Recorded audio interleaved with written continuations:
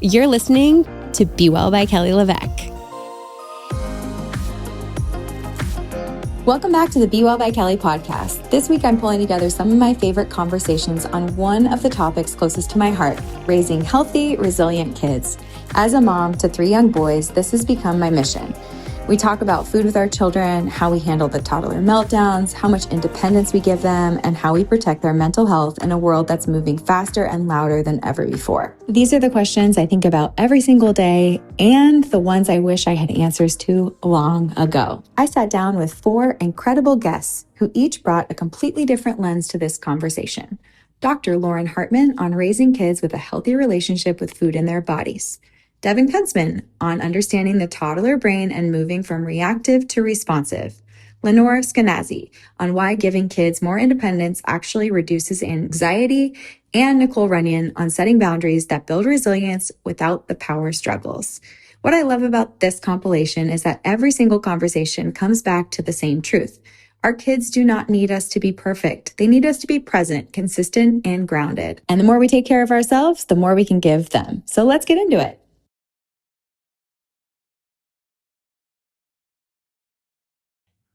I would have thought that like an eating disorder was more around like depression than anxiety or control or so. Yeah, I want please unpack it all for all of us, especially like I don't want to be that mom who said like I'm not going to worry because I have boys. Like a third is a staggering number to me. Yeah, at least a you third. Know. But I'm also one of 3 girls, and I was around.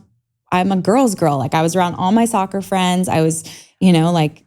I still have these friends that I've had since we were like freshmen in high school, they're my people and they've had daughters and I want to protect those girls too as much as I can. I want their moms, my friends, all the listeners to like know like what am I looking for? I don't want to overreact, but I also want to know what could be causing a problem. Yeah. If I'm habitually doing something in my house. Mm-hmm. Yeah. Well, I would say the most important thing to anybody listening that I would love every mom to know is to trust their gut. Because I can't tell you how many times I hear from moms, I had a feeling, I had a little bit of a spidey sense that something was going on, but I didn't want to make it worse. Yeah. And so therefore I didn't say anything. And I think there's still a ton of stigma around this. And so moms then feel like, maybe did I do something to cause this? And it keeps them quiet. So, I would say for every mom listening, like trust your gut. I say all the time, like parents do not cause this, parents treat this. And so just bring it to your attention. And it's okay if it's early, even better if it's early. Yeah. And so we see the behavior changes before we see any physical changes. Mm-hmm. So some of the common behavior changes that we see is people will start cutting out certain food groups. Yeah. So maybe they used to eat carbs and now they don't eat carbs anymore. Mm-hmm. And again, maybe that's an okay thing for an adult, but for an adolescent who's growing, who needs tons of nutrition, like cutting out carbs is a big deal. Yeah, they'll come for you. Yeah. My kids don't have carbs. Watch out. Exactly. Like wild animals in the pantry. Completely. Yeah. So, cutting out food groups, cutting out meat, we see this sometimes of people who, again, really well-intended, like I'm going to become vegan. And then quickly we can see some of these shifts. Yeah. Decreasing their food portions. So, and parents know how much their kids eat, right? So when they're like, my kid normally eats 3 pieces of pizza and now they're only eating 1. Yeah. Or, they used to eat breakfast and now they're saying, I'm not hungry anymore. Yeah. Or lunch is coming home at the end of the day. We'll see where they are avoiding social functions where food is present. So, I didn't eat, I already ate, or not wanting to join the team dinner because it's hard to be there and have an eating disorder. So really trying to avoid those things. Mm-hmm. Certainly we'll also see, especially if there is any like vomiting where they're using the bathroom really quickly after they've eaten. So, after mealtime, going to the bathroom and then over-exercise. I think it's really hard, especially we live in California where exercise is like really important and really a positive thing. And sometimes it can slip into a problematic thing. Yeah. So, it's one thing for someone to be doing their sports, but then I'll start to get nervous when they are also, have sports every day and they're waking up before school and doing an exercise on their own and exercising when they're sick and exercising on their own, that can quickly become problematic. Yeah. And then the the physical changes is what comes second. Okay. So if parents are noticing those behavioral changes, say something. Yeah. The physical changes are what comes second. And so certainly weight loss is one of the things. Like adolescents should not be losing weight. Yeah. This is a time where you're supposed to be gaining weight and growing. And so weight loss, and parents often say, well, they grew, but that they should still be gaining weight. Yeah. So, if they're changing clothes sizes or things like that, hair falling out, that's something that we see a lot. Kids will often say they're cold all the time. Parents are like, they're always cold. Their hands are blue. Yeah. Fainting is one of the things that sometimes will get kind of normalized for adolescents of like, oh, we all faint. And I'm like, no, that's not normal. Yeah. So, we see the physical changes happen second. Fainting is no joke. That's very scary. Like that happened to me one time from an antibiotic allergy, and I was like at a soccer tournament, I hit the floor and it was like people were screaming. That is, you have like no blood flow to your brain. Correct. If you are hitting the floor. Absolutely. Oh my gosh. Like how are we normalizing that? It's like God's work that you're doing. It feels like you're like, these young, they're kids. Like I see high schoolers on my street, and I remember thinking I was so big when I went to high school. Yeah. And I see them like getting in their cars and driving away, and I'm like, they're not old enough to be driving. They shouldn't be driving a vehicle, you know? And now they're going to college, and it's like, you want to give them all the autonomy in the world and not bother them or have adversarial conversations, but you want to say something. You just said that. So like, how does a parent who starts to see these red flags first approach their child so that the child doesn't like clam up and hide more? Because eating disorders already feel sneaky. Yes. Like, and I know I'm like, what? Everybody's quiet. Like all the moms know. It sounds like people are brawling at my house. Balls are hitting walls. And then when it's quiet, Chris and I are like, like we know what sneaky feels like, or when you're like, this doesn't feel right. Spidey sense, like you said, like what's the first step? So just to give compassion, it's not easy. I mean, I'm saying like, just do it, but it doesn't mean it's easy. Yeah. I will say to parents, it also doesn't have to be done perfectly. And it also doesn't have to be done just once. Yeah. It often is something that will be sort of revisited. Constant conversation. Yep. Yeah. So I would say, I try to be as objective as possible instead of having any sort of judgment, which I know when you're scared, it's hard to not put on the judgment, but just to say to your child, like, here's what I'm noticing, and just name it. Like, I notice you used to eat breakfast and now you're not eating breakfast. Yeah. I notice you aren't wanting to spend time with your friends anymore. I notice you're going to the bathroom all the time. What's going on there? And they're probably not going to want to talk about it. I think that's for sure. Yeah. I would say the second thing, especially if they're like, get out of here, mom, or not wanting to talk about it.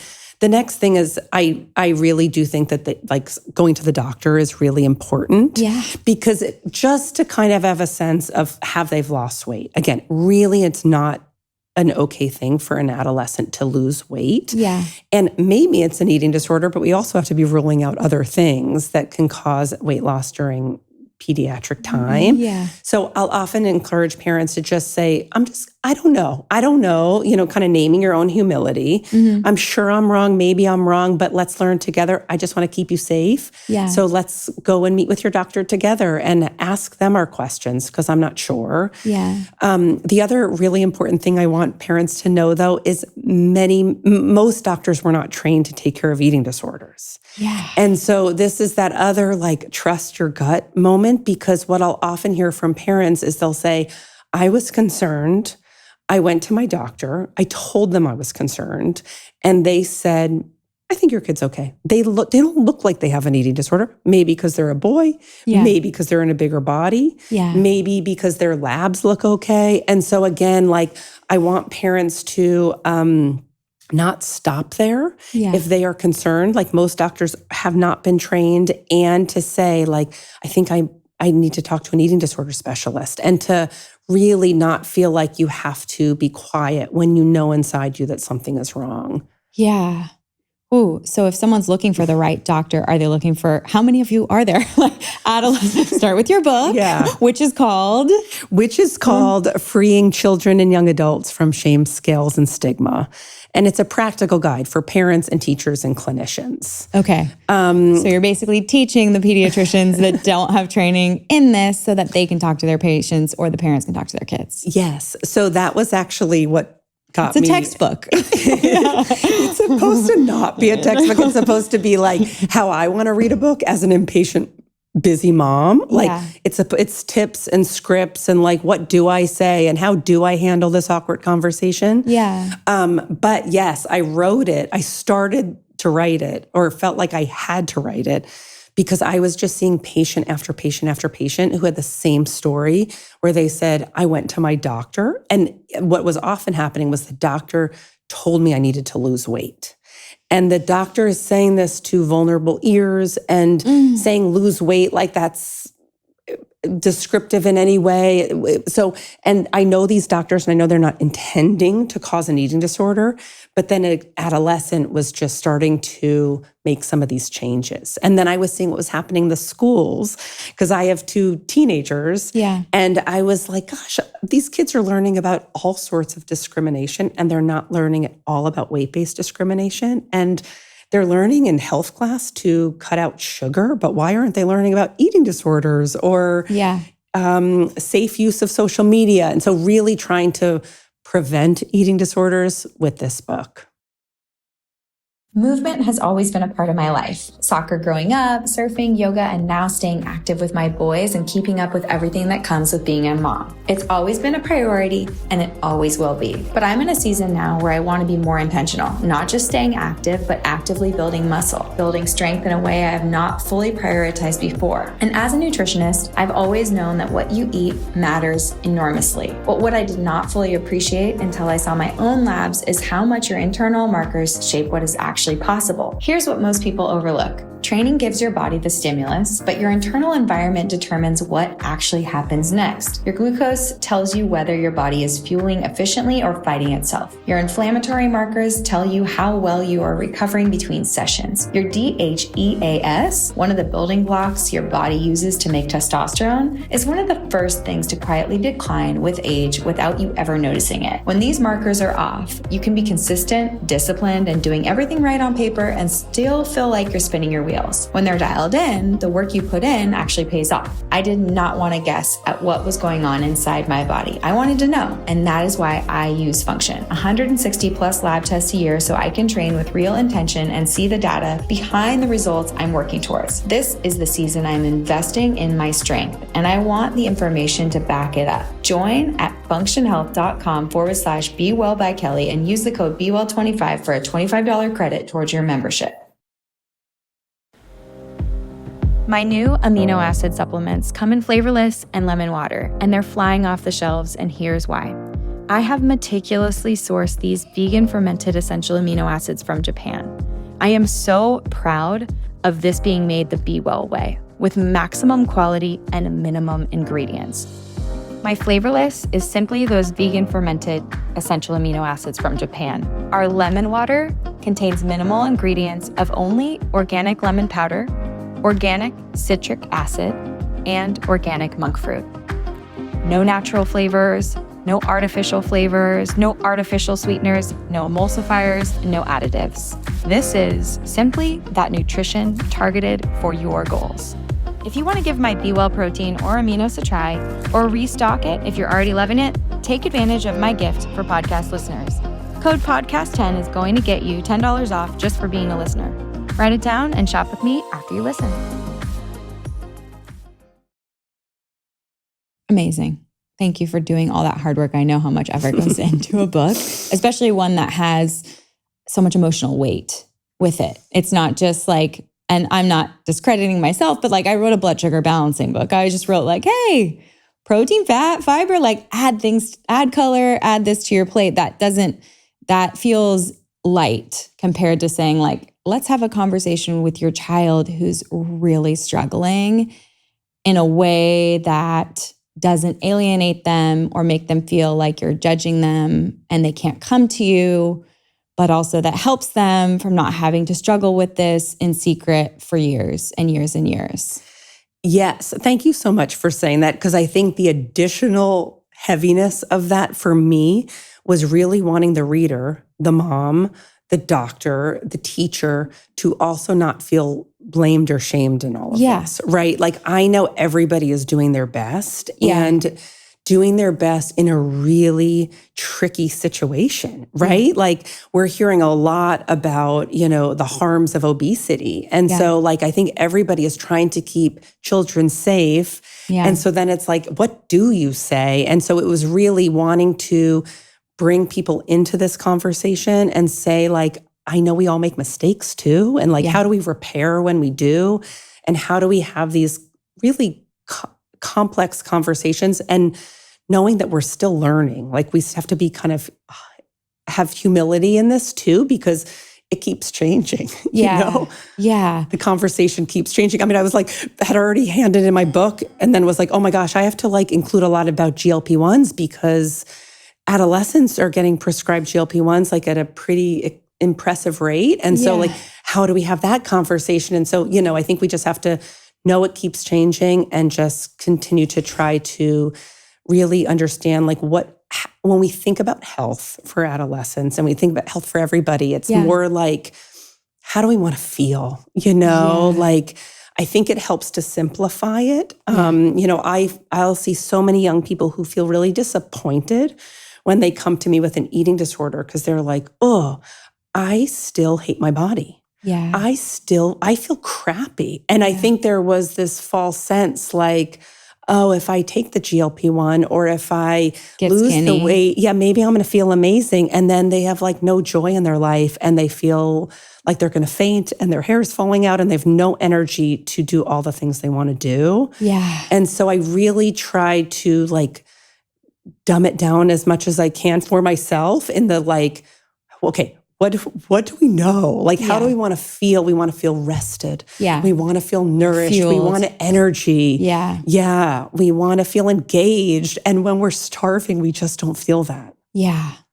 Well, this brings me to like kind of like the core of the conversation from my standpoint. So I'm gonna give you a little background, and then then I would be curious to know, because I, like many parents who I think my audience cares a lot about health, and they're like, I want to feel good and I want to have balanced blood sugar and I want to like, be able to do all the things I like to do in life and be functioning later in life and be an energetic grandma, whatever the case may be. Absolutely.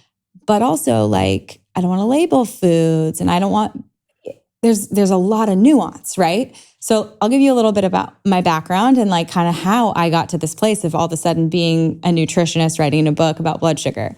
We had a bunch of processed foods in my house growing up, like cartons of Goldfish, Pop-Tarts, bagel bites, like the food that I eat. And I'm like, this doesn't feel like I have an off button for this. This is like, I'm not feeling full like I would have felt sitting down to a dinner table with chicken and salmon and like pesto sauce and like a real whole food meal. Like, it's the kind of stuff where I'm typing into an AIM messenger box, just like eating handfuls of Goldfish and then being like, ugh, or like the whole box of Triscuits, like while multitasking or something.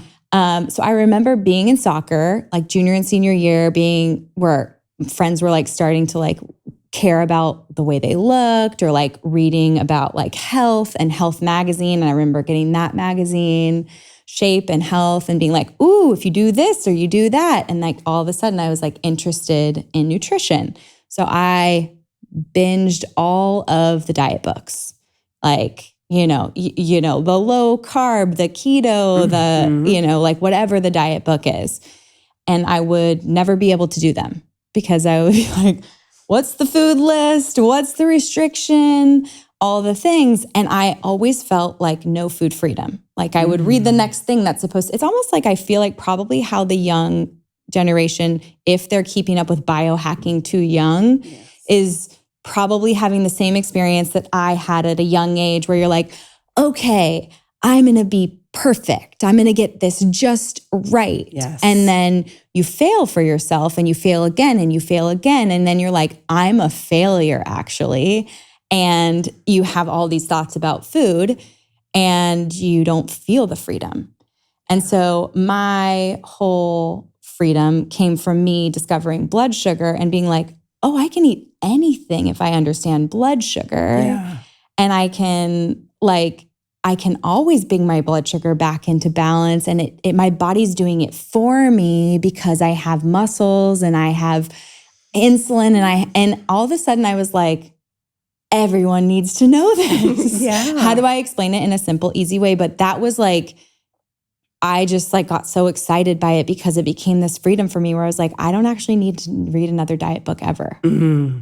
Yeah. I don't need, and I have so much more energy and I'm not crashing and having crazy cravings for like processed foods. And I understand why if I had like a donut by itself, I might be like, I need another one. Like I felt like I'm not a failure. I now understand like what's happening in my body and I know how to make myself feel really good. Yeah. And I also am not, if I take my kids to donuts, I'm not going to feel like a bad person who failed at life because I got the sea salt donut with my kids at JD Flannel. Like, it's like I could cry. Yeah. You know? Yeah. And I feel like I also, in that same breath, I never want to be the person who someone's coming to my Instagram or like coming to this podcast and feeling like I'm picking something up that's making me feel like I need to do this or I'm a failure or have rigid rules and not light structure or just like a basic understanding. Yeah. I don't know. That's a lot of background. No, I love that. But I'm giving you that background because I think for a lot of my friends who they've all cycled through like trying this and trying that. And you're like, okay, now they're not talking about anything with their kids. And they're like, we can't say anything. Yeah. Like what, where's the happy medium? Like what, where do we go from here? Like, I mean, I just try to model it. I always sit and eat. I eat big portions. Like I eat the Fab Four with them, which is what was in my book. Like, you know, but I'm also like, I don't want my boys to be in the 1/3. I don't. Totally. Well, and thank you so much for sharing that. Yeah. And I think it's so important. And when I hear about you also describing like, oh, and then I like had a sense of freedom, right? Yeah. Like, oh, I can trust myself and trust my body to figure it out and trust that like, ultimately the body wants balance and the body can figure out that balance, you know, and as you're talking, it reminded me, I don't know if you've heard of the rabbit study. No. Oh my gosh, it's fascinating. They wrote a book called The Rabbit Effect about this study that was done in 1978. And they were studying like high-fat diets to see like what is the impact on heart disease. And so they took these rabbits and they fed them the same diet. And there was this group of rabbits that had 60% less atherosclerosis and impact on their heart. Okay. And they were like, what's up with this group? Because they were genetically identical and they were being fed the same thing. Yeah. And it turned out that group of rabbits were being held by a lab tech that was a real animal lover. And so she was feeding them. And so she would pick them up when she was going to feed them and she would talk to them and she would pet them. And it just reminds me of like, gosh, the stress that we also add to food, you know, or add to mealtime. And like, if we can like approach it with some like, eat the donuts sometimes, right? And like know that, okay, and then this is how it felt. And now I'm going to eat this for lunch and I'm going to make sure I have a balanced lunch, you know, and not put this stress, the rules, you know, I think just brings a lot of anxiety for everybody and stress for everybody. And that's not healthy. Like we know that is not healthy when we're kind of living in this prison of like, have I rigidity. messed up? Yeah. And so I think for parents, I mean, first and foremost, you know, I too grew up in a household with, you know, Snackwells and fat-free, sugar-free frozen yogurt, and I can't believe it's not butter spray your butter. butter spray. My mom was always full fat butter, but like I had a lot of friends with the little yellow bottle. Oh my gosh, I remember like spraying it on corn. Yeah. So sad. And my sister and I could tell you like the houses that had like the butter, because that's where we were going to like go and make sure we had those foods, because it's like the forbidden fruit is like the most delicious one. Yeah. So, I think having some balance and having exposure to all foods and not feel like, oh my gosh, this food is bad and that food is good is really important. But I do think for parents, the most important thing for them to hear around food is just really how they're talking about themselves. Yeah. How they are like just having a sense of kindness for themselves. Because I'll often hear like, I just want to make sure I'm saying the right thing to my kid. But I'm like, start with you. Start with how you're talking to you about yourself. Yeah. And maybe like you are moving because it feels good and because it's good for your mental health and you want to feel strong, but not because you ate that cookie. Yeah. Not repentance. Correct. And it's eating the cookie because it's delicious and because you wanted that cookie, and not feeling like you have to beat yourself up over that, because those are the things that, our kids are hearing. And kids, there's actually been great studies that saying kids want us to do better around that. They want us to filter out some of this weight-centric messaging, and they want us to talk about health and not weight. And so I think that for parents, just like, if we can just start with ourselves, and that does not mean everybody has to love their body, but just respect it and treat it kindly, because kids are listening to that.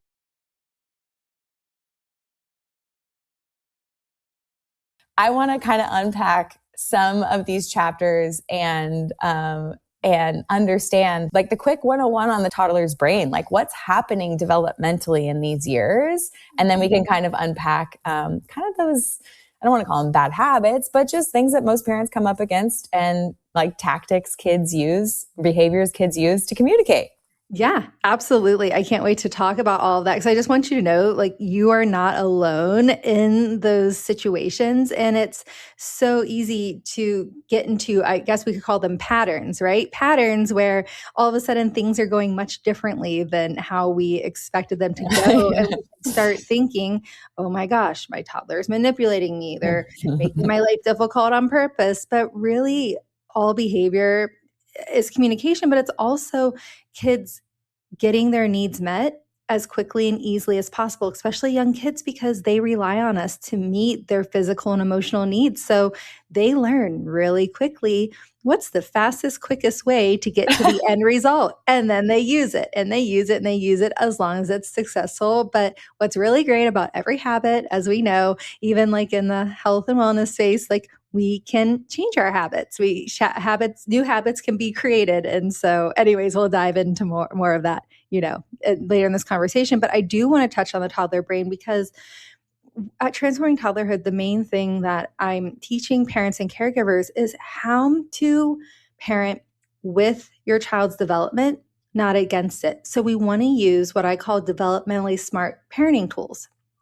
And so to be developmentally smart as a parent, we have to understand what's happening on the inside for our little ones. So we, have a better understanding of the root of behavior, because, just like in health and wellness, when you get to the root cause of what's happening, then the symptom starts to transform, change, and go away. Same with toddler or any behavior, even if your child's, 13, 14, 15, it doesn't matter. When we get to the root of like what's underneath the behavior, that's when the behavior starts transforming. And in the toddler brain, they just really have immature brains.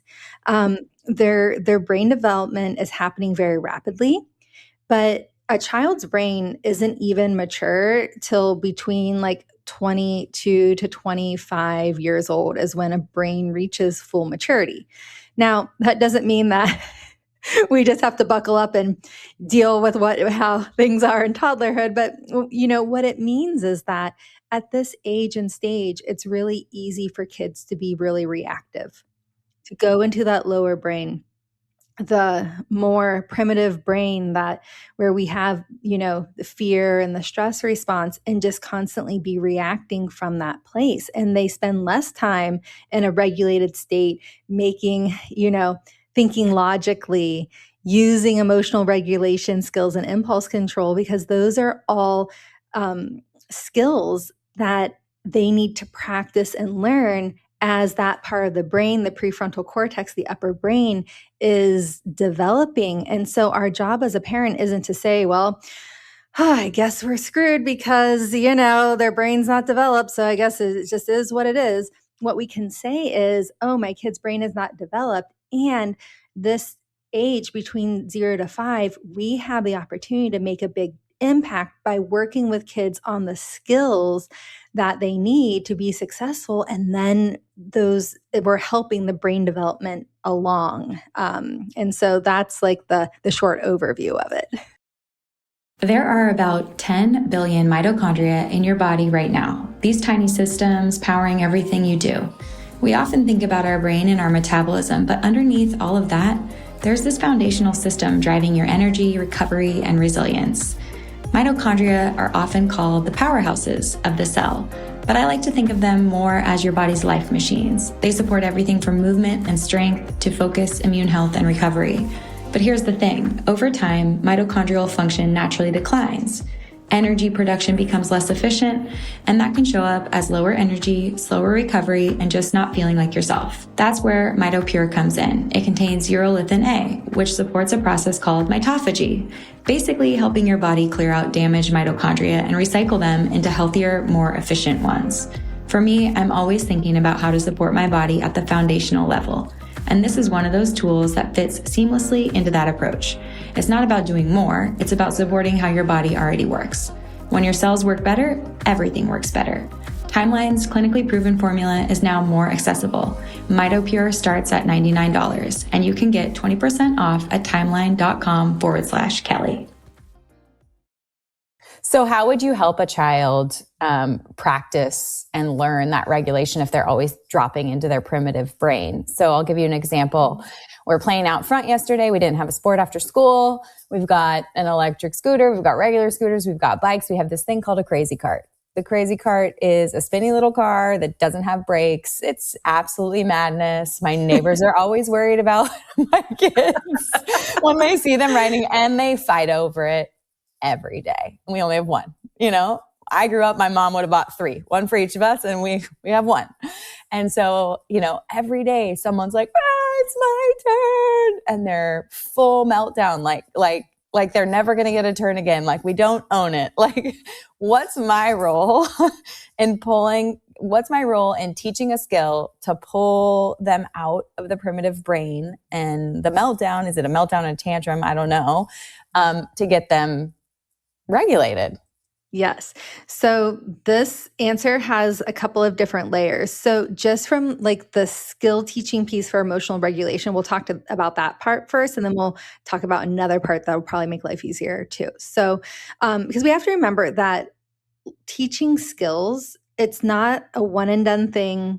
They don't just happen overnight. They take practice. That's why at Transforming Toddlerhood, my number one motto is practice makes progress, not perfection. We have to practice. We're going to progress. It might not be linear, but we're headed toward the outcome we're looking for. So in these moments when our kids are just losing it and melting down, we oftentimes want to try to help them calm down, right? Because it's overwhelming for us, and it's just hard to see your kid upset. It pulls on the heartstrings. And so the mistake that we often make is trying to teach these skills in the moment, but our kids are down in that lower primitive brain where they are just reacting, and they're not in a place where they're regulated enough to learn.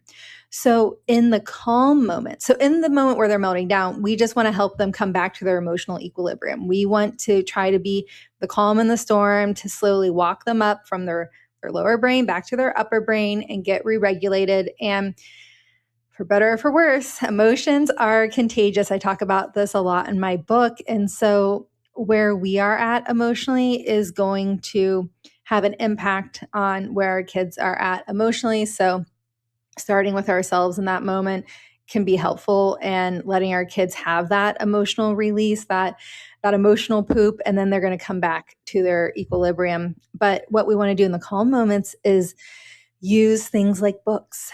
Read books about big emotions, read books about coping skills, talk about, like, do a recap. Gosh, that was really hard today when we were out there and everyone wanted to play with the crazy cart and there's only one and everyone got upset. And, what can we do differently? What can we do when we feel upset? We can, and then practicing these skills in the calm moment, breathing skills, calming skills, whatever that might be. I talk about several in my book. And so working on those in the calm moments, it's like going to the gym.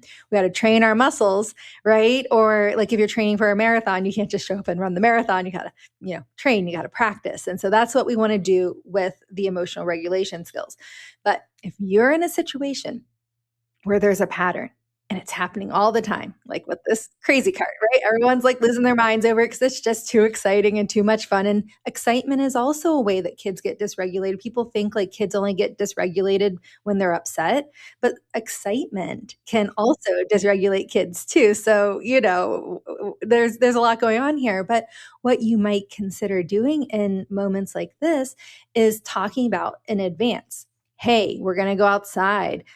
The crazy cart's going to be available. How are we going to do this? Because we only have one crazy cart and 3 kids. What are we going to do? And actually make a plan in advance and get the kids involved, because especially your older 2 are going to be able to help make the plan. The 2-year-olds, don't want to feel like they're part of it, but they're not gonna be the plan master here, but you still want to include them just so they feel like included. But actually work with the kids to make a plan, because when they're enrolled in the plan and the plan is clear in advance, or the expectation is clear in advance, then things are going to go better. It's kind of like the same, like if you're going to go to Target, you might say something like, hey, we're going to Target today and we're buying just the things on the list. Here's what's on the list. There's no toys on the list today. So we can look at toys, but we're not going to bring any home.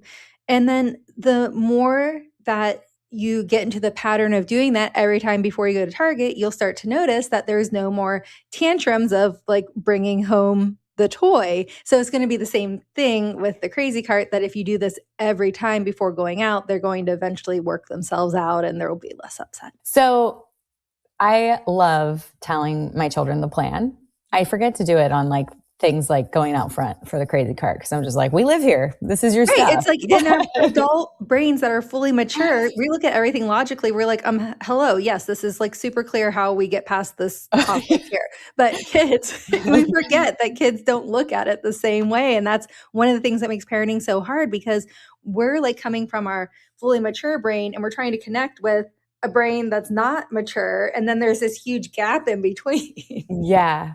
Well, it's interesting because whenever there's something new, you're like, okay, you're going to go see a dentist, or you're going to go, we got to go to the doctor. Or like there's this, we're going on vacation, we're taking a flight. Like there's, whatever it may be, like where it feels like spring break is coming up, like whatever, like we're like talking about that stuff at night, or maybe, like Sebastian right now is like training to do junior lifeguards, which is like very big in Southern California. They're like 3 weeks at the beach. They like have to be a little lifeguard. They have to be able to like swim really fast in the pool. So it's like, we're talking about all that stuff.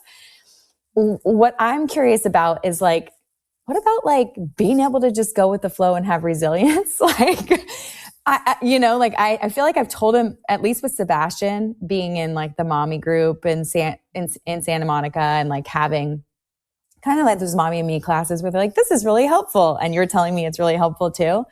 He always likes to know the plan. Now I have noticed a little bit, and maybe, I don't know, you can tell me if this is right. It feels like now if he doesn't know the plan, he's like dysregulated. Yeah. Okay. So that's super interesting. Some of it is like, of course, we create patterns and habits, right? And quite frankly, like us as adults, like we tend to want to know the plan too, right? And so sometimes it feels frustrating though when kids are really attached to knowing the plan, because we're like, it's just, more on our mental load in a way, right? But then if we actually peel back the layers and think about it, we're usually more regulated and more like with it when we do know the plan. So like, we can't blame kids for wanting to know the plan. And depending on your kid's personality and like the habits and patterns are set up, yeah, they can become, dependent or more comfortable with knowing the plan. So that's where we have to be able to trade if we want our kids to have that resilience, because my book is, all about cultivating the resilience as well. Oh gosh, this is the hard part that no one likes the answer to this. Okay, so when it comes to cultivating the resilience, a lot of it is us increasing our ability to be with our kids' dysregulation, because kids cultivate that flexibility and resilience by being able to fall apart and come back to their emotional equilibrium without it knocking us off course. And whenever they see everything's fine and they have the space to feel it and come back, then they'll become, less and less. But if we're changing the pattern, there's going to be that adjustment period where the upset's happening, but that's also where the resilience is cultivated. But then also some kids, their personalities are just like really, really love structure, where other kids like could care less about structure. So it also is personality and temperament driven too. Definitely. Well, I love the skill building outside of the meltdown. I completely understand how quickly a tantrum or a meltdown, and I want you to tell me what the difference is. Yeah, absolutely. How if I am unaffected by it, how much faster it diffuses than when I am affected by it. But can you talk about these big emotions and the difference between a tantrum and a meltdown, and if there's a difference, a distinction in how we should be responding? Mm-hmm. Yeah, absolutely. And I just want to comment about what you said. It's oftentimes so true, right? Like the calmer we can stay, the quicker kids get past these things, which is also because, as I said before, our emotions are contagious, but also we're not reinforcing the tantrum because we're not changing how we're operating based on how our kids are operating. And then that makes it so the tantrum isn't like reaching any type of goal, right? It's not having an impact on or creating change in how things are going. So it doesn't get reinforced. So typically a tantrum tends to be goal oriented, right? Where kids are using the quickest way they know how, which sometimes can be effective or not effective depending on, how things are going, but they use the quickest way they know how to get the outcome that they want. So a tantrum is goal-oriented and trying to change an outcome, where a meltdown is not goal-oriented. It's coming from like just pure dysregulation and not being able to cope, whether that's emotional dysregulation, sensory dysregulation, a combination of the two. But what's super important to know, because a lot of people think that like toddler tantrums are manipulative, you should just ignore it. If you ignore it, they stop, all the things. But here's the thing. If your kid starts out with a goal-oriented tantrum, and then they realize, especially if tantrums have worked in the past, but even if not, but when they realize that, oh, this isn't actually going to change the outcome, then the severe emotional dysregulation sets in and it turns into a meltdown. So oftentimes in toddlerhood, I'm not super concerned, especially the first 5 years of life, in making a distinction between the two, because how you respond to it doesn't change, especially in those like first 5 years. So that's where it's nice to kind of know the technicalities of it. But almost every tantrum, when it doesn't quote unquote work, turns into a meltdown anyways. And so what I always say when we're responding to like any big behavior is first create safety. So if your child's having a tantrum and they're physically unsafe. So that could be that they're hitting and kicking you. So you need to create physical safety. So, you're not getting hit or kicked. And then you can tell your brain, okay, this isn't an emergency. Or if your child's on the couch and they're going to fall off onto a tile floor, or if they're melting down in the kitchen, they're going to hit their head on like a sharp corner of a cabinet. So we're looking for, okay, how do we create that physical safety? Do I need to move my child to a safer place? Am I physically safe? Once that happens, you can say, this is not an emergency. I'm safe. My child's safe. We are safe. That's how we start disrupting our stress response and walking ourselves from our lower brain back to our upper brain. Because here's the thing, no one's coming to save us. No one's coming to coach us through it or to like help us get re-regulated. It's on us to re-regulate ourselves so we can help our kids get re-regulated. And then from there, you're basically just, helping yourself stay calm and upholding any limits that you set. So it's not the tantrums, quote unquote, not successful. And then once they come back to their emotional equilibrium, you might have a debrief, chat about it, see what we can do differently, teach a skill, things like that. But sometimes kids have trouble moving on. And this is where parents ask me, is it okay to distract my kid like from a tantrum? I would say that I never recommend giving a child a screen to distract them from a tantrum, whether it's to prevent a tantrum from happening or once they're already in a tantrum. Of course, there's going to be moments where, we do things because we're in survival mode, but I don't recommend that become a pattern.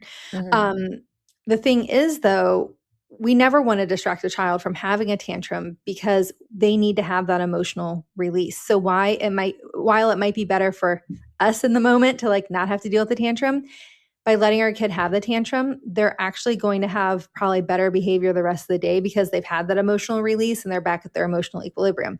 However, if a child is in that tantrum, goes into that meltdown, they're just really upset, sometimes we do need to help them move forward. It might look like opening the patio door and stepping outside yourself.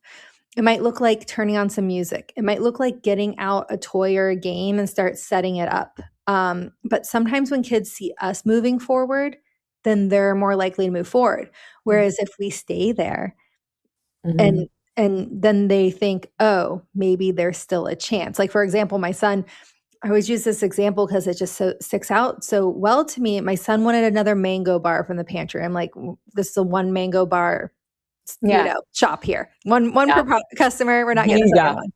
And he just like lost his mind. He didn't want to eat. So I just took his plate of food over into the living room, turned on his Tony box, got out his train set, started building the train. And about, 30 seconds later, it felt like 30 minutes, he came over, sat down beside me, started playing, and then took a bite of his food. And, if I would have stayed by the pantry door, though, that meltdown could have gone on for 10 minutes because there is a hope that I might just open that pantry door. So. Yeah. I'm laughing at because I have that with like the Haya vitamins like every day with Julian right now, where I'm like, get one. You get one. Sometimes I know my son always wants the second one too. Two. Sometimes I'll be like, okay, I mean, they're low dose. I'll give you two, and then it's like a slippery slope where he's like thinking they're candy and he asks for them like 6 times a day. Anytime he walks by the pantry, it's like Pavlov's dog. I'm like, I did not just ring the bell for you to have another Haya chewable vitamin. Like, we got to cut that out. I know my son loves them too. Sometimes I give him the probiotic one twice a day because I'm like, okay, I guess, you can have an extra one, but that is a slippery slope. And that's when I know we're going to talk about limits at some point, but my number one piece of advice, I don't like saying rule. I hate saying the word, we say it on social media because at this point, social media is all about grabbing people's attention, but I don't necessarily say rules all the time. I just like to, say this, like my number one piece of advice is only set the limits you're willing to follow through on. Because when we set a limit, like we say, only one vitamin a day, we actually say that, and then we're constantly going against it. We're actually teaching kids to test the limit more because the outcome of them testing it isn't consistent. So there's more of a reason to test it because in toddlerhood, developmentally, they're trying to become their own person for the very first time. And they do that by drawing a line between themselves and their caregivers. And so that looks like saying no all the time. It looks like testing boundaries to see, oh, what kind of impact do I have on the world if I'm my own person? And so, listen, we can set limits and then go back on them, but that's when we start seeing more and more power struggles and more tantrums because kids, it's not predictable the response they're going to get.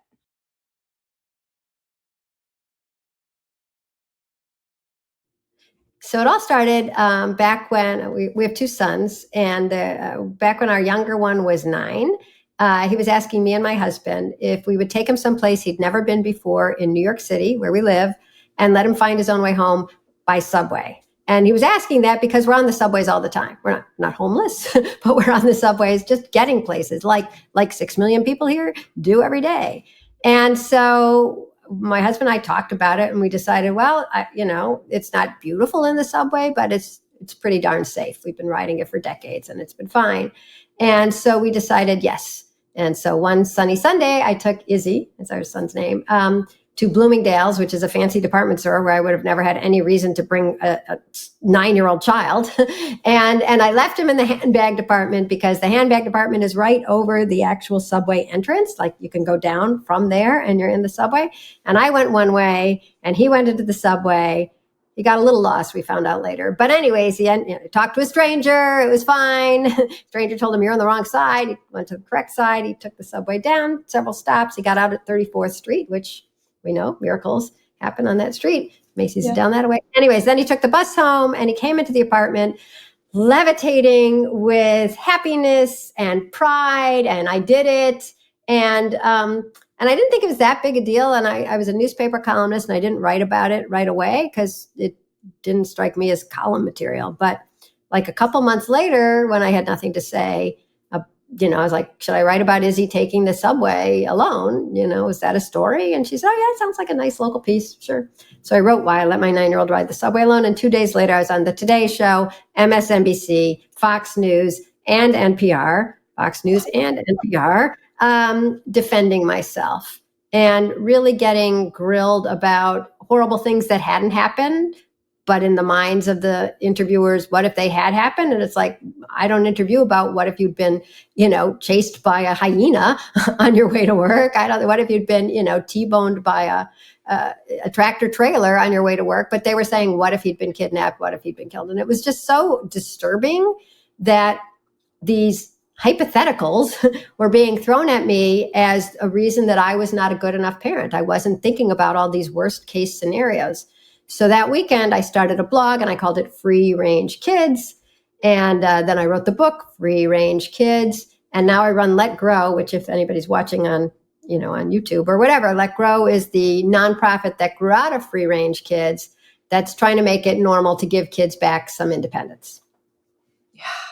That's it. Wow. I feel like it is ingrained in parents and depending on your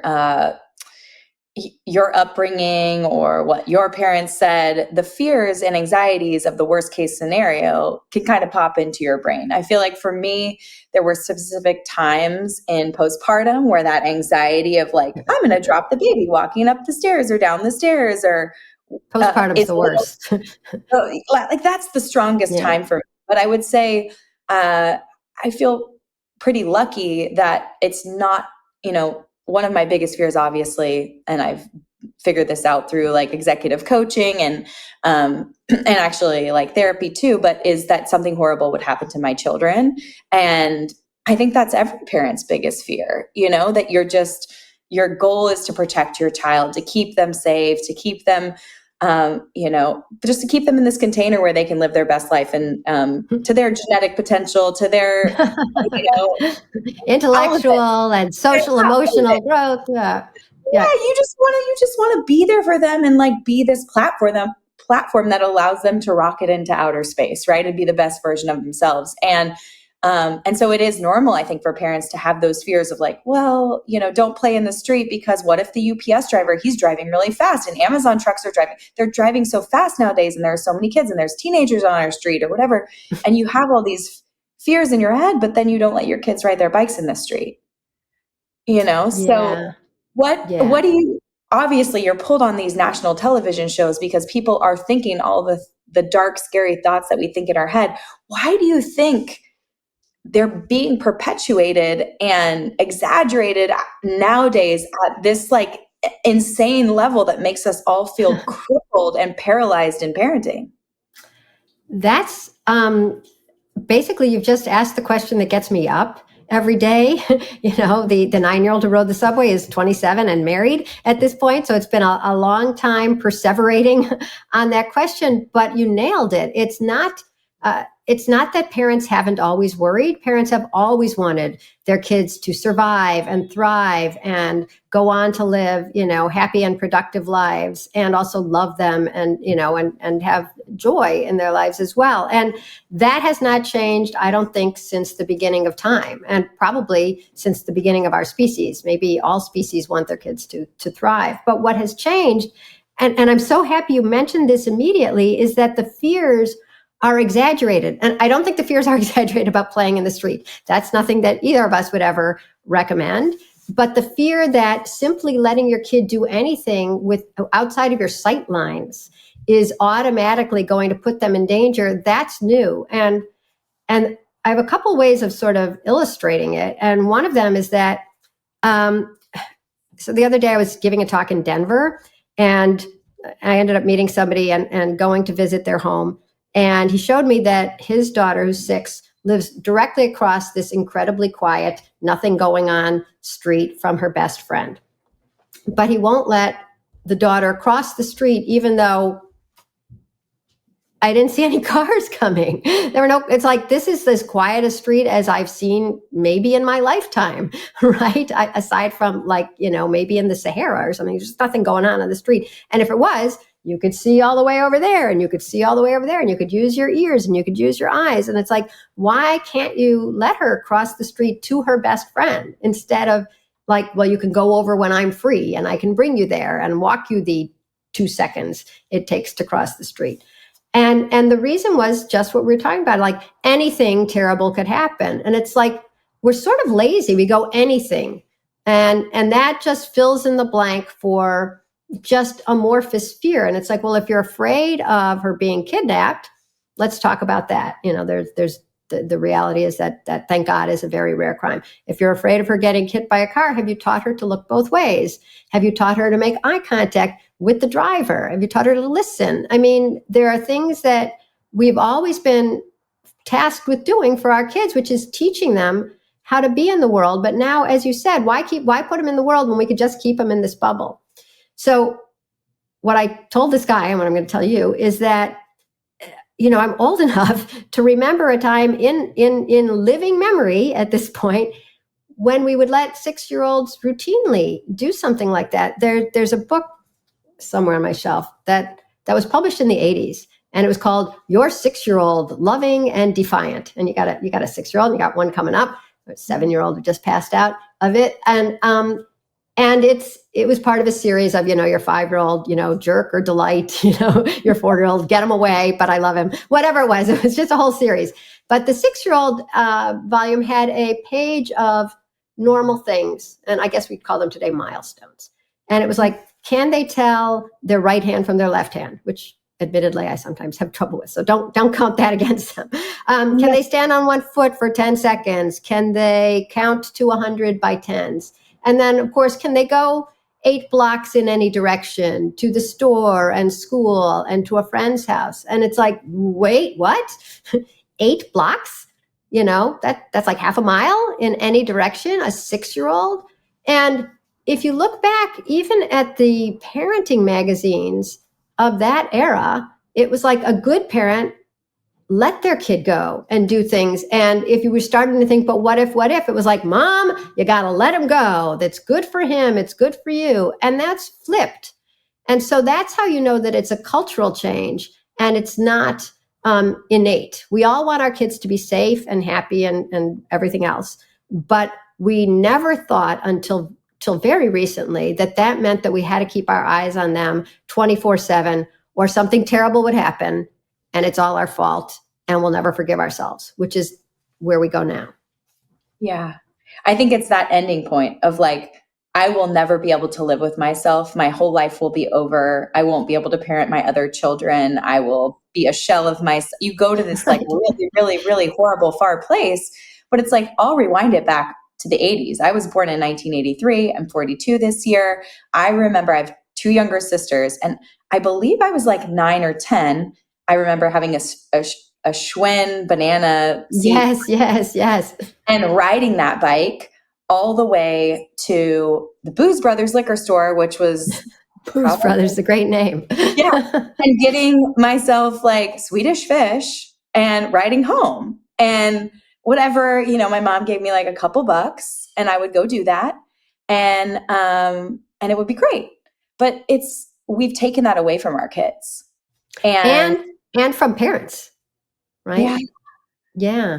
But it's also one of those things where I'm in a neighborhood where it would probably take Sebastian, and I'm trying to think forward, like, what would it be like when he's 8, 9, or 10? Like when he's at that age, like to ride all the way to Trader Joe's from our house. Like, how far away is that? Like, which sidewalks would he take? Would I be comfortable with that? And I'm like, I'm testing myself. Like, would I? Like, that feels such a big risk. People drive so fast. They're on their phones. There's all these things that we didn't have, that my mom didn't have to worry about people being distracted on their cell phones. Like, how do you talk a parent off the ledge and really get them back in the driver's seat of giving their kids that autonomy and independence that they deserve, that it will serve them so well in their adult life? Mm-hmm. Well, what I've found in these 17 years is that talking to parents doesn't do anything. I have to say, the only thing that I've seen that really changes parents, I mean, this starts thoughts and discussions, and that's all good. But the only thing that really flips the switch for a parent is seeing your kid do something on their own.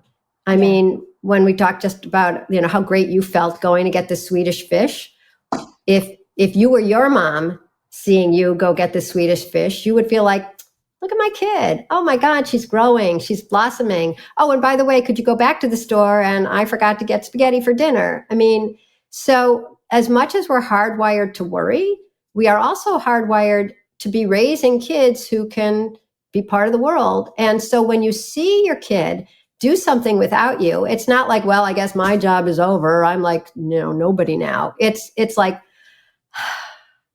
I'm doing my job and my kid is doing their job, which is growing up. He had to deal with the barking dog on the way. He's always so scared of dogs, but because he was so excited to get to Trader Joe's, he went by that dog. I'm so proud of him. And he remembered to get the right change, and he forgot to get the change. Okay, let's go back. When you pay for something, they're supposed to give you some money back. I mean, anything that is reality ends up really rewiring your brain the way fantasizing generally about the worst case scenario can't, because it's always going to go in that circle and it's going to end up exactly where you said, which is, I could never forgive myself. I couldn't even parent my other kids. I couldn't get out of bed in the morning. I'd hate myself and everybody would hate me and I would deserve it. And what I feel terrible about is that that's what we've been trained to do. We've been trained to go on that very dark route in our brain. And I call it worst first thinking. Come up with the worst case scenario first. He'll be hit by a car, or somebody who's distracted, they're on their phone, he's kidnapped, and proceed as if it's likely to happen. And of course, once you think that that's likely to happen, who would let their kid do anything? You wouldn't. But we've been told to think that way about literally everything they do in their lives. And the one that's getting my goat this week was that I just wrote about, was that a mom of a 7-year-old lives 4 houses down from the bus stop in suburban Ann Arbor, okay? Like outside of Ann Arbor in Michigan. And last year, the school let him walk home, which is a 3.5-minute walk. And this year, they're enforcing a law or a rule that says no kid can get off the bus unless there's a parent there to walk them home. And she said, well, he did it last year, and he's passing 4 houses. It's the suburbs. He can do it. And the school said, no, he can't. And she said, yes, he can. No, he can't. Yes, he can. I'll sign a waiver, right? No, we can't. That's a danger we can't accept. And it's like, you can't rewrite a 3-minute walk in the suburbs that people move to be in safety and to raise their kids partially outside as a danger just because it happens to be on Earth where you cannot predict everything. Right. And if that's a danger, then so is coming into the house and walking up the stairs. What if he tripped? What if there's a stuffed animal? What if he chokes on a dime? I mean, you can't pretend that everything kids do is outlandishly dangerous. And one of the things that I feel bad about today's parents is that they're not even allowed to exult in the fact that we've gotten rid of diphtheria and we've gotten rid of, polio, and cars people are distracted, but the braking systems are better, and there's more visibility. There's fewer blind spots in today's cars. So we're not allowed to say, wow, are we lucky to live in the safest times in human history? And instead we're like, well, 4 houses, I don't know, that seems kind of dangerous to me. And it's not.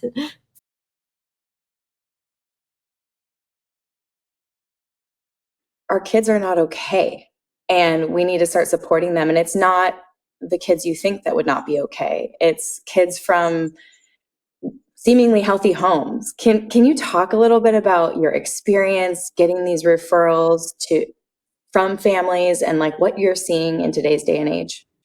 Yes. So I started out with getting a lot of referrals for adolescent girls, mainly middle school girls. And they were coming in with really severe mental health issues. This is right around 2014, 2015. And they were exhibiting suicidal ideation. Many of them were coming to me after their first suicide attempt, after being in the hospital, self-harming, eating disorders, panic disorders, major things that in my training typically are rooted in some kind of trauma, abuse, neglect. We typically would be able to identify a reason why we were seeing the symptoms we were seeing. But these kids that I was in front of had intact families, loving, supportive parents sitting right next to them in the treatment room saying, what is going on? What can I do to help? And yet I'm seeing such severity. And I am one that I want to know why. I dig deep. I want to know root causes. I don't just look at surfacey stuff. So I started to do some digging and found that the kids went from having their smart devices off and away during the school day to then being allowed to be on them all day. And I saw a direct correlation to the issues that I was seeing and the fact that they were allowed to be on their phones, unfettered, unsupervised.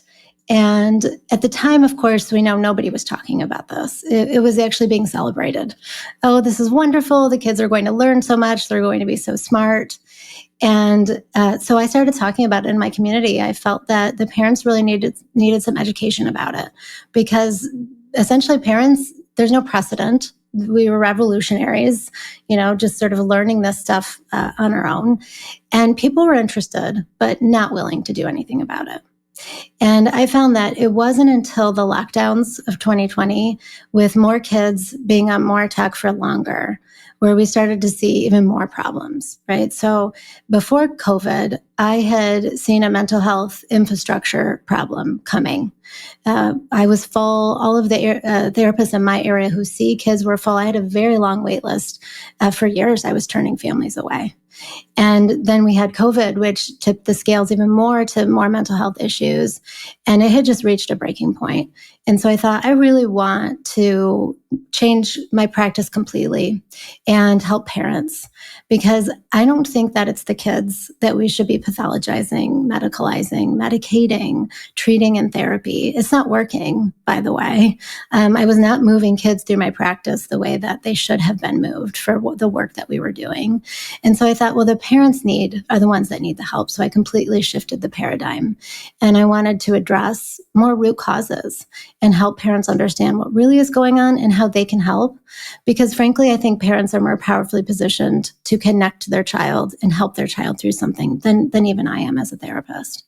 And I can certainly help parents with the tools, but it's ultimately parents through their connection are going to move the needle. Wow. I mean, so when you're seeing all of these young middle school girls and then you're seeing us kind of come up against COVID, at what point did you just like throw the towel in and say like, this is really not working. I need to start working with parents. And how did you kind of come to that like idea or decision? Because most people will, like you said, they'll just like get a client. They'll try to work with that patient all the way through until they're feeling better, moving through something. And then hopefully they move on and then they come back and see a therapist if they have another event in their life where they need support, right? I mean, is that the ideal way of seeing therapists, or is someone supposed to see a therapist for their whole life all the time? Yeah, no, I'm not a firm believer in that somebody should be in therapy forever. I think certainly the cases of the kids that I was seeing, there was no known trauma. There was, really no issue that would take a long time in therapy, but yet it was taking a long time. And that just wasn't acceptable to me. It was actually feeling unethical. Like I didn't want to be in that position because it wasn't right. And so what I realized was that working with parents is way more powerful and the kids get better faster. And I decided to make that change right after the lockdowns because I had seen the mental health, decline so dramatically that I just wanted to address it in a different way. And it is extremely powerful when I work with parents. And the parents who don't have, it's not like they're doing therapy with their kids. It's not like you have this trauma to address. It's more that here are the tools and here's how you hold the space through your connection to help your kid through something hard. For example, one of the things that I notice is a lack of independence. So we have so much anxiety with our kids. That is such a common issue. And I don't think that that's because our kids are inherently disordered. I think it's because a lot of parents aren't allowing for independence. They don't think their kids are capable. They aren't sure when they're ready to be introducing different kinds of chores or allowing kids to go out on their own unsupervised with their friends. And that actually builds confidence. It builds agency, a sense of I'm capable, I can do hard things, and essentially work through challenges and come out the other side and say, wow, look at me, I know how to do things. And that is what reduces anxiety. So one of the major things I work with parents is helping their kids with their anxiety. So obviously you were seeing things that were missing in the parent-child relationship, one being independence, granting your child independence. What are you seeing parents do sort of wrong in keeping their kids from having independence? Like what are examples of like giving your child healthy, safe independence? And can you give me some like age ranges so we have an idea of like when it's okay for Sebastian to get on a bike and ride up the street? Actually, believe it or not, as early as 2 is a good time to introduce independence. So there are 3 critical periods of development when children get a burst of individuation and they begin to separate from their parents. And that starts at 2. The next one is 9. And the third one, the last one, is 16. And so at 2, we know traditionally we say the terrible twos, right? This is the I will not and do it by myself. And a lot of, yeah. And this is actually quite normal. Yesterday. Yeah, there you go. Well, see, now you know that that's actually normal. And that means that the stage before 2, which is attachment, went well. Because if you meet their needs early on from 0 to 18 months, then they develop this sense of trust in you. And they develop this sense of safety. So if they feel safety and trustful, then they can start saying, hey, I'm ready to be on my own, Mom. So, let me run in the street by myself, right?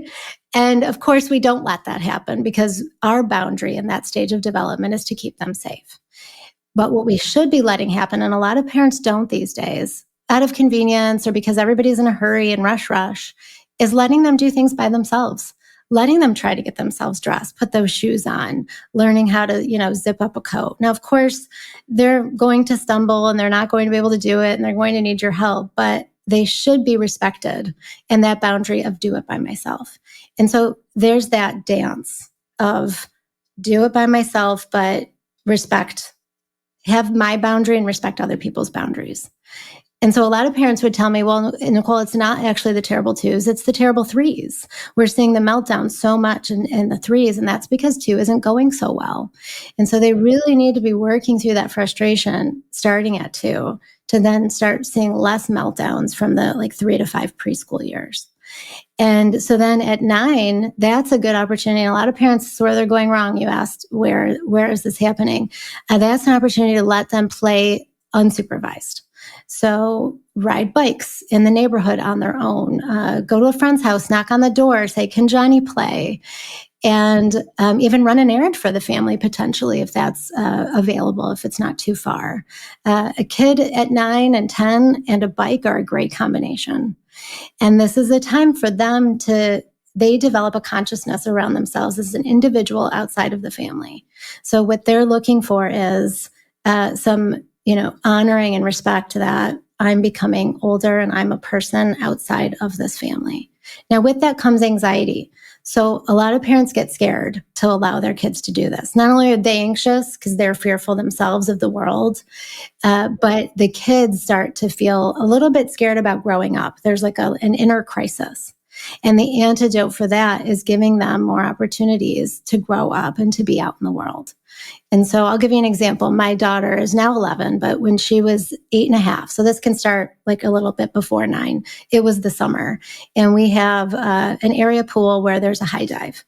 And so prior to this year, she jumped off that high dive. She was 4 years old. No problems, no fear, just walked right up, plopped in the water, came up and said, do it again. Like she was just loving it. Well, by 8.5 that summer, she was scared to go on the high dive and she didn't do it. And so what I had come to realize was that she was starting to go through that 9-year change, and that consciousness brings a little bit of fear and anxiety. And that's normal. And we don't want to pathologize that. And we don't want to put them in therapy. We want to help them through it. A lot of kids at this age get their first smart device, mainly because their parents are scared of them being at a practice without them and want to be able to track them and want to be able to stay in touch. And this is the worst time to introduce a smart device because we want them to experience that pain and discomfort of growing up to get to the other side of it. This is a huge reason why in our teenagers, we're seeing such like irresponsibility and not having accountability and feeling entitled because earlier on, we're not giving them those opportunities to grow. And then finally, we have 16. And as we know, many kids who are eligible for their license at this age, if you live in a state where that's the age where you get your license, they are not driving. And not because they don't have the means. Yeah, this is a common issue. And it's not because it's not available to them. I don't, think that they need to have a car. You don't need to buy them a car, but they do need to know how to drive and be able to borrow your car. And what's happening is two things. One is they don't feel the need to drive because they can press a button and get whatever they want. They can also stay in touch with their friends via social media. So they don't feel this urgency that like you and I felt. I know, it's heartbreaking. It's heartbreaking. Like on my 16th birthday, I was at the San Clemente DMV getting my license. Like I had the appointment. We all went. That was the entire first half of my day. Oh yeah. No, me too. You were not stopping me from that. No way. I had to get through an entire school day and I was dying inside. Oh my gosh. That's absolutely heartbreaking to me because that is such a part of those teen years is borrowing your mom and dad's car, seeing if you could, get to your friend's house, like using your blinker, being in the car by yourself. You're like, oh my God, I'm going to get there. Here we go. Like so much fun at your fingertips to be able to even just stand around at a mall. Absolutely. And it is the ultimate, I trust myself because we can't control anyone else on the road except for ourselves. And so that's a really important milestone for young kids, for young teenagers to go through before they leave mom and dad's house, right? Because what we see a lot in the Gen Z, which are the young adults now, is that they're not ready to be out in the world. They're struggling. Their mental health is declining. Their physical health is declining. Many of them are getting fired from their jobs because they can't be accountable and responsible to show up and do their jobs. Mm-hmm. And it's essentially because their parents had stifled their growth with the fear that they weren't ready. Now, a lot of parents tell me, well, my 16-year-old isn't ready. They don't even pick up their socks. Well, sure, but that's because all along the way, they didn't get those building blocks to independence. And so now we also have, the Life 360 or the tracking apps. So if parents are allowing their kids to drive, they're hovering. And this is not healthy either, because while it's very scary, and I understand I have a 17-year-old, so I've spent the last year not sleeping at night because it's hard to let them go. We need to let them go, and we need to experience life without us hovering. And I know with my 16-year-old, there was a point where a day where he didn't come home from school on time. And it was about 3:45, and I'm sorry, it was by 4:00. Usually he's home by 3:45, and it was 4:00. And I looked at the time and I thought, this is weird. He's not home. And immediately I went into that mother fear of, oh my gosh, he got into an accident. What happened to him? So of course I call him, and the response was, oh, sorry, Nick, wanted to stop at Chick-fil-A and we made a stop and I forgot to call you. And I said, okay, I'm glad you're safe. However, this is about respect. We are in a relationship, and you need to be accountable to me out of respect, because I worry about you if you're not where you say you're going to be. And I said, this is why I don't have Life 360, because I want you to learn this lesson. And it's lost on them if we don't let that happen. So that's my sacrifice, right? So what happens to me is I have to worry more. I have to work harder at teaching him this lesson. But that's my job as a mom, rather than watching over him. Because if I had the tracking app, all I would have had to do was check it and not even call him. And that whole lesson would have been lost. Is this like something you've cultivated since your kids were 2 and 3 years old? Or when do you start? I'm just thinking about it like globally for young parents of young kids, and then that, 9, 10-year-old age, and then teenagers. Like, what are the most important ways that we can give them independence, but then what are we expecting in response at each milestone? Yeah. So child development works like the rungs of a ladder. Each stage builds on the one before it. And so if you're missing something, that's generally normal, right? That's okay. You can sort of make up for it, do a little bit more work in between those stages. But if too much is missing, then that's where we see the issues. That's where we see behavioral issues. That's where we see mental health symptoms. And it's not to say we can't go back and remedy any of it. None of it's permanent. It's just a little bit harder, and it's helpful to understand. So what I like for parents to know is that understanding this early on, so if you have little ones, this is great information, because so much of this can be nurtured and fostered throughout their development. If your kids are older, if you have a 16-year-old who's not driving and you think, oh my goodness, how could I possibly get them ready for this? There's a lot you can do. And it starts with giving them responsibility and then making them accountable for it. So whether the accountability is from natural consequences, like from the outside world, or it's from you, you need to make sure you step into your parental authority and hold that space for them. Because essentially us parents are the container. We are the leaders, and they take the shape of us. And so if we're a little bit shaky and unsure about our authority and disciplining them, then they're going to read that as, well, then I guess I don't have to be accountable and responsible. Thank you for tuning in to this episode of the Be Well by Kelly LeVeque podcast. If you enjoyed the show, please consider leaving a review in your favorite podcast app and subscribing on Apple Podcasts, Spotify, or YouTube. We're also excited to share that full-length video episodes are now on YouTube and Spotify, so you can watch along as you listen. The best way to support me and the show is by sharing it with your friends and family. Your recommendations make all the difference. This is a Wellness Loud production produced by Drake Peterson. The video is recorded by Luke Rodriguez and edited by Jesse Trout. See you next time. The content of this show is for educational and informational purposes only. It is not a substitute for individual medical or mental health advice and does not constitute a provider-patient relationship. As always, talk to your doctor or healthcare team first.